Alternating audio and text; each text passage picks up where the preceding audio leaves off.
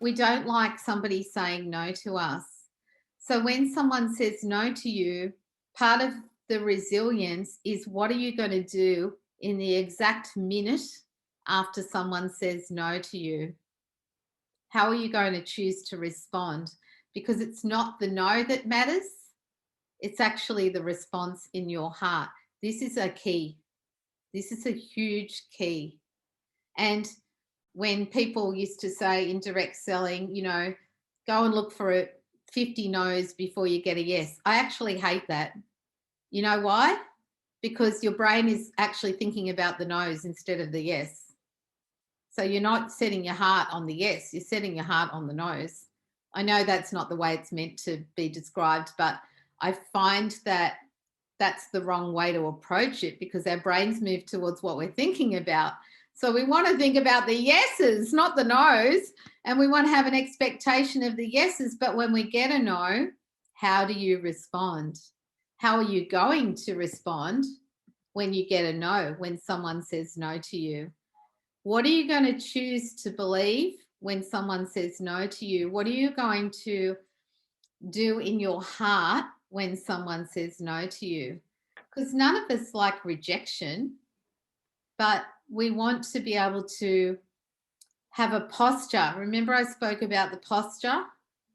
Posture our hearts so that when we get a no, and this is huge in selling, you can have all the skills in the world, but if you in your heart have a posture that is of rejection when someone says no, then you are not going to keep going and keep selling more. And I know plenty of people with fabulous products and services who could be making a lot more money. And the single only reason that they're not is because they have that fear of the no, which is normal because we're human and we don't like people to reject us. But what you want to understand is, and this is also a key, mate, I'm just going to throw nuggets at you today like lollies being thrown. So get ready to catch them as I go, because I wasn't even planning to talk about the no this morning. So as you position yourself to receive money, to receive yeses, when you get a no, what are you going to do with the no? What are you going to do with it? And so you have a choice. People will say no to you. But what you're looking for is a decision. You're looking to help somebody make a really good decision about if you're the right fit or not. You're looking to decide if they're the right fit for you. I don't take everyone on my programs because not everyone's the right fit. And if it's too much hard work, frankly, I don't want to do it. And I think you have to have a posture of confidence about what you offer to know who you want to work with and who you don't want to work with. You want to be very specific about what kind of person that person is. What is their personality like? What kind of people do you like hanging out with? Who do you want to work with?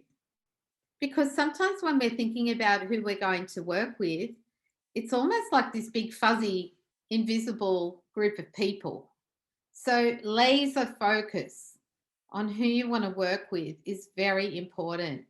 I want you to now, just for a moment, take a moment and write down a couple of words that would describe the personality.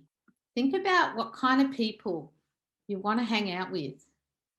Like, I love working with high performers. I love working with people who are driven. I love working with people who get frustrated because they want to grow fast.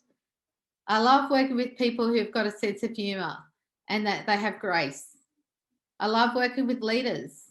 I love working with people who are talented. I don't like working with people who just want to stay in their misery and have an excuse for everything. So be very clear.